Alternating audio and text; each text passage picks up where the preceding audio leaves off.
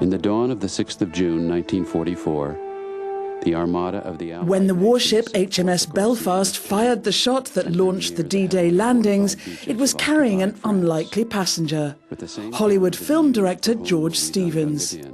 He was on board making a unique 16mm documentary for US Army archives. was designated to fire the first volley of the invasion.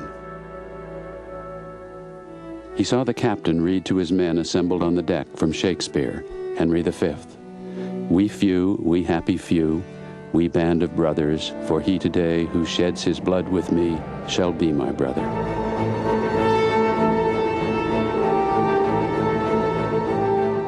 After the war, however, the images were forgotten until Stevens' son, George Stevens Jr., discovered them and was amazed.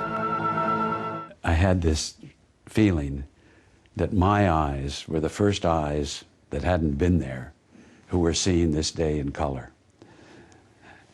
And I watched this film unfold, and on this ship, and all these men with their flak jackets in anticipation of this day. And around a corner on the ship comes this man, helmet, jacket, walks into a close-up, and it's my 37-year-old father. You know, it was just so moving. Well done. He edited the footage into a finished documentary which was released in 1994 and showed the D-Day landings, the destruction of French villages, the liberation of Paris and the arrival of the US Army at Dachau concentration camp on the 29th of April 1945.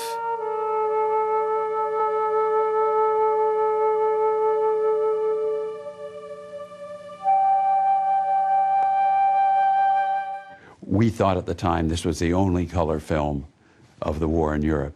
It has turned out there was some German film that had not yet been discovered, but it is the greatest body of color film. And World War II was a black and white war. That's how we see it. That's how we saw it. And suddenly to see it in color, it just took on a whole other dimension.